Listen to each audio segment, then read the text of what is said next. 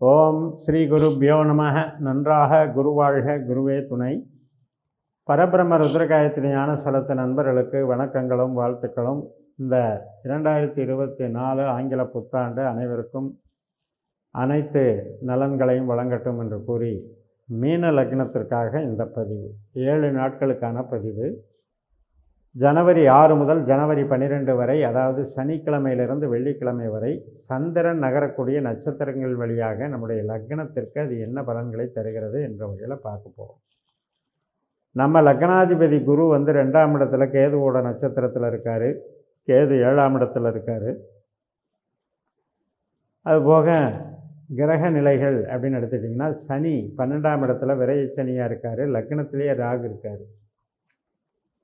அப்புறம் மாதக்கோள்கள் அப்படின்னு எடுக்கும்பொழுது சூரியன் நமக்கு தனுர் மாதம் என்று சொல்லக்கூடிய இந்த மார்கழி மாதத்தில் 10ஆம் இடத்துல கர்மஸ்தானத்தில் பயணிக்கிறார். செவ்வாயும் அங்கே பயணிக்கிறார். புதனும் 2 நாள் கழித்து இந்த வாரத்தில் அதே தனுசுக்கு வந்துடுறார், விருச்சிகத்தில் இருந்து. சுக்கிரன் விருச்சிகத்தில் இருக்கார். இந்த கிரக நிலைகளில் வச்சு முதல் நாள் சனிக்கிழமை அன்னைக்கு சுவாதி நட்சத்திரம் ராகுனுடைய நட்சத்திரமாக நமக்கு அமைகிறது. இப்போ நமக்கு 8ஆம் இடம்ங்கிறது துலாம் ராசி. அப்போ அந்த ராசியில் சந்திரன் போகிறதுங்கிறது நமக்கு ஒரு மன ஆற்றல், மன எழுச்சி, மன உத்வேகம், மன திண்மை, இதையெல்லாம் கொஞ்சம் அசைச்சு பார்க்கும். அதாவது அதுக்கெல்லாம் ஒரு டிஸ்டர்பன்ஸை கொடுக்கும். அதனால் 8ல் சந்திரன் அப்படின்னா நம்மளுடைய புத்தி வேலை செய்கிறதுக்கு ஏதோ ஒரு வகையில் இடைஞ்சல் பண்ணணுன்னு மைண்டில் வச்சுக்கிட்டு, அந்த அன்னைக்கு நம்ம புது காரியங்கள் கவனமாக பண்ணுறது, ரொட்டீனாக பண்ணுற காரியத்திலே கொஞ்சம் எக்ஸ்ட்ரா ரிஸ்க் எடுத்து ஸ்ரத்தையாக பண்ணக்கூடிய விஷயத்தை நம்ம கையில் வச்சுக்கணும். 8ஆம் வீட்டில் சந்திரன் ராகு மாதிரி செயல்படுறார். அப்போ ராகு நமக்கு என்ன நட்சத்திரத்தில் இருக்கார்? நம்ம லக்னத்தில் புதனுடைய நட்சத்திரத்தில் இருக்கார். இந்த புதன் நமக்கு 4க்கும் 7க்கும் உடையவர். அப்போ கணவனாகட்டும், மனைவியாகட்டும், அல்லது மாமியாராகட்டும், தாயாகட்டும், இந்த 4 பேர் மத்தியில் ஏற்படக்கூடிய ஒரு ஈகோ, இது மாதிரி நம்ம அது வேலை செய்யும். புது நபர்களை சந்திக்கிறதுல, கஸ்டமர்கள் சார்ந்த விஷயங்களில் ஏற்படக்கூடிய ஒரு அனீசினஸ் அப்படின்னு எடுத்துக்கோங்க. பட் பேசிக்கலாகவே நமக்கு ஒரு மரியாதை, புகழ், வளர்ச்சி, ஒரு தொழில் பலம், வேலை, இதெல்லாம் கெடுக்காது. ஆனாலும் கூட ஒரு ஸ்ட்ரெஸ்ஸை க்ரியேட் பண்ணிக்கிட்டே இருக்கும். யாரோடையும் ஃப்ரீயாக ஒரு உற்சாகமாக பழகணும் அல்லது உற்சாகமாக அண்டர்ஸ்டாண்டிங்கோடு பேசணும் அப்படின்னு இல்லாமல் ஒரு படபடப்பை கொடுக்கறதுக்கு வாய்ப்பு இருக்குது. அடுத்த நாள் ஞாயிற்றுக்கிழமை விசாக நட்சத்திரம். கரெக்டாக சந்திரன் 8லேருந்து 9க்கு மாறிடுறார். பாக்கியஸ்தானத்தில் குருவுடைய நட்சத்திரத்தில் உட்கார்ந்தாருங்க. நமக்கு லக்னாதிபதியும் தொழிலாதிபதியுமான குரு தனஸ்தானத்தில் கேது நட்சத்திரத்தில் இருக்கார். கேது 7ஆம் வீட்டில் இருக்கார். அதனால் நமக்கு சிறப்பான பலன்கள் இன்றைக்கி நடக்கும். நல்லாயிருக்கும். பேச்சுக்கு மரியாதை இருக்கும். அந்தஸ்து, கௌரவம், வளர்ச்சி தென்படும். குடும்ப உறவுகள் மேம்படும். திருமண காரியங்களுக்கான முயற்சிகள் கைகூடும்.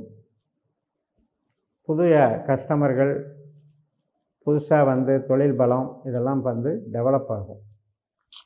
அன்றைக்கு நம்மளுடைய சிந்தனைகள், நம்ம ஏற்படுத்தக்கூடிய ஒரு செயல் திட்டங்கள் வெற்றி பெறும். 8ஆம் தேதி திங்கட்கிழமை அனுஷ நட்சத்திரம், சனியினுடைய நட்சத்திரம். சனி நமக்கு விரயஸ்தானத்தில் இருக்கிறதுனால கொஞ்சம் செலவுகளை எதிர்பார்க்கணும். அல்லது பிரயாணங்கள், திடீர் பிரயாணங்கள், அலைச்சல்கள், இதை எதிர்பார்க்கணும். யாருக்காவது உடம்பு சரியில்லை அப்படின்னு ஆஸ்பத்திரிக்கு போய் பார்க்க போகிறோம் அப்படின்னா அதுக்கு மாதிரியான சந்தர்ப்பங்களை இது காட்டி கொடுக்கும். அதே நேரத்தில் வெளிநாட்டில் வேலை செய்கிறவங்களுக்கு ஒரு சப்போர்ட்டிவாக இருக்கும். அல்லது வெளிநாடு வேலை வாய்ப்பை எதிர்பார்த்தவங்களுக்கு இன்றைக்கி ஜாயின் பண்ணுறதுக்கு நல்லாயிருக்கும். மொத்தத்தில் ஒரு மாதிரி உறவுகளுக்கு நல்லா இல்லை, தொழிலுக்கு நல்லா இருக்குதுன்னு எடுத்துக்கலாம். ஜனவரி 9ஆம் தேதி செவ்வாய்க்கிழமை கேட்டை நட்சத்திரம், புதனுடைய நட்சத்திரத்தில் சந்திரன் போகிறாரு பாக்கியஸ்தானத்தில். புதன் நமக்கு 10ஆம் இடத்துல இருக்கிறதுனால நம்ம ஒரு மேனேஜ்மெண்ட்டில் இருக்கோம், ஒரு மார்க்கெட்டிங் பண்ணுறோம், அல்லது நம்ம வந்து புதிய செயல் திட்டங்களை அணுகுமுறைகளை நம்ம கையில் எடுக்கிறோம், ஒரு ஆராய்ச்சி கல்வி படிக்கிறோம், கம்யூனிகேஷன் லைனில் இருக்கோம், இதுக்கு எல்லாமே சிறப்பாக இருக்கும், வளர்ச்சிகள் தரும், ஒரு கல்விக்கும் பலம் தரும், உயர்கல்விகள் படிக்கிறவங்களுக்கும் பலம் தரும், நல்ல நாளாக அமையும். அடுத்த நாள் 10ஆம் தேதி புதன்கிழமை மூலம் நட்சத்திரம், தனுசு ராசியில் சந்திரன் பயணிக்கிறாரு. கர்மம் 10ஆம் இடத்துல சந்திரன் போகிறார்.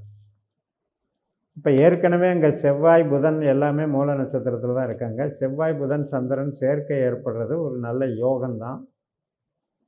ஆனாலும் கூட இந்த பார்ட்னர்ஷிப் கன்சர்ன் இந்த மாதிரி ஒரு நபரை நம்பி, கான்ட்ராக்டை நம்பி பண்ணுறதில் சின்ன சின்ன முரண்பாடுகள் தென்படும். ஏன்னா கேது வந்து 7ல் இருக்கிறவர் வந்து அந்த 10ஆம் இடத்துக்கு உண்டான அந்த கௌரவம், ஒரு ஃபுல்ஃபில்னஸ்ஸு, அந்த வேலையை கரெக்டாக முடிக்கிறதுக்கு 100% இம்மீடியட்டாக முடித்து தர்றதுக்கு இந்த கேது கொஞ்சம் தடை பண்ணிகிட்டே இருப்பார்.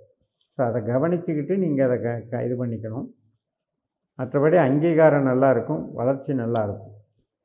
அடுத்த நாள் கேதுனுடைய நட்சத்திரமே தான், அதாவது புதன்கிழமை அன்னைக்கு மூல நட்சத்திரம். அப்போ கேது மாதிரி அவர் செயல்படுறாரு. கேது செவ்வாய் நட்சத்திரத்தில் இருக்கிறதுனால இந்த பார்ட்னர்ஷிப் கன்சர்ன்ஸு, கணவன் மனைவி உறவு, இதில் எல்லாம் வரக்கூடிய சின்ன சின்ன ஈகோஸை நம்ம பார்க்க வேண்டியிருக்கோம். அதனால் இது மாதிரியான முயற்சிகளில் ஒரு புதிய செயல் திட்டங்களை உருவாக்குறதுல இந்த 2 நாளுமே நீங்கள் கொஞ்சம் அவாய்ட் பண்ணிக்கணும். செவ்வாய்க்கிழமையும் புதன்கிழமையும் புது செயல் திட்டங்கள், புது நபர்கள் சந்திப்பில் கொஞ்சம் கவனம் செலுத்தி உடனடியாக அதில் அவசரம் காட்டாமல் போயிட்டாலே, அந்த நாளை கடந்து போயிட்டாலே உங்களுக்கு அந்த பிரச்சனைகள் வராது. ஜனவரி 11ஆம் தேதி பூராட நட்சத்திரம், சுக்கிரனுடைய நட்சத்திரம், தனுசு ராசியில் 10ஆம் இடத்துல சந்திரன் பயணிக்கிறார். சுக்கிரன் நமக்கு 9ஆம் வீட்டில் இருக்கார். அதனால் உற்பத்தி சார்ந்த தொழில் துறைகள், வாகனம் மற்றும் கன்ஸ்ட்ரக்ஷன் லைனு, இன்டீரியர் டெக்கரேஷன், திரைத்துறை, ஒரு மாதிரி ஆபரணங்கள் வியாபாரம், இது எல்லாத்துக்குமே கொஞ்சம் இன்றைக்கி சுணக்கமாக இருக்கும். ஆனால் கன்சல்டிங் பண்ணுறவங்க, மார்க்கெட்டிங் பண்ணுறவங்க, கம்யூனிகேஷன் லைனில் இருக்கவங்க, ப்ராஜெக்ட் பண்ணுறவங்க, ஆராய்ச்சி துறையில் வேலை பார்க்குறவங்க, ப்ரொஃபஸராக வேலை பார்க்குறவங்க, உயர்கல்வி படிக்கிறவங்க, இதுக்கெல்லாம் நல்லாயிருக்கும். அதனால் இன்றைய நாள் வந்து உங்களுக்கு அந்த மாதிரி உங்களுக்கு பலன் தரும். 12ஆம் தேதி அன்னைக்கு உத்திராட நட்சத்திரம், லாபஸ்தானத்தில் சந்திரன் வந்துடுறாரு. சூரியனுடைய நட்சத்திரம், சூரியனும் அதே உத்திராடத்தில் இருக்கிறதுனால இன்றைக்கி மதிப்பு, புகழ், வேலை, கௌரவம் எல்லாமே நல்லாயிருக்கும். வேலையில் வந்து ஈடுபாடு அதிகரிக்கும், மேலதிகாரிகள் ஆதரவு இருக்கும்.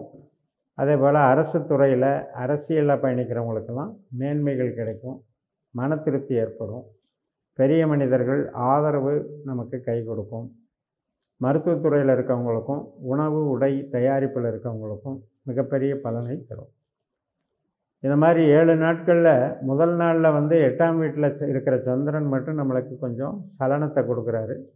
அதுக்கப்புறம் பாக்கியஸ்தானம், தொழில் ஸ்தானம், லாபஸ்தானம்னு சந்திரன் நகரக்கூடிய இந்த 7 நாட்களில் நல்ல விதமாக பலன்களை அனுபவிக்கும் அமைப்பு தான். ஆனால் இன்னும் துல்லிதமாக இந்த பாஸ்கர் ஆஸ்ட்ராலஜி பயன்படுத்துறதுக்கு நீங்கள் இந்த முறையில், நம்ம நட்சத்திர சூத்திர முறையில் நம்ம ஜாதகத்தை ஒரு தடவை கணித்து வச்சுக்கணும். அதுக்கப்புறம் இந்த சிஸ்டத்தை அடாப்ட் பண்ணணும். அதாவது உபநட்சத்திரம் 12 பாவ அதிகாரிகள் நமக்கு என்ன சொல்கிறாரு, நம்ம கேள்விகளுக்கு எப்படி அதை நமக்கு விதி கொடுப்பனையை தீர்மானித்து பலன் அளிக்குதுங்கிற மெத்தடில் போனீங்கன்னா உங்களுக்கு எந்த காரியத்தினால சாதிக்கலாம், எந்த காரியத்தை அவாய்ட் பண்ணுறதுனால சங்கடங்களை தவிர்க்கலாம்ங்கிற தெளிவு கிடைக்கும் என்று கூறி நிறைவு செய்கிறேன். இந்த சேனலை சப்ஸ்கிரைப் பண்ணி ஷேர் பண்ணுங்கள். உங்கள் தனிப்பட்ட ஜாதக பலாபலன்களை என்னுடைய வாட்ஸ்அப் நம்பரில் தொடர்பு கொண்டு பலன் பெறுங்கள். உங்களிடமிருந்து விடைபெறுகிறேன். உங்கள் JMS. நன்றி, வணக்கம்.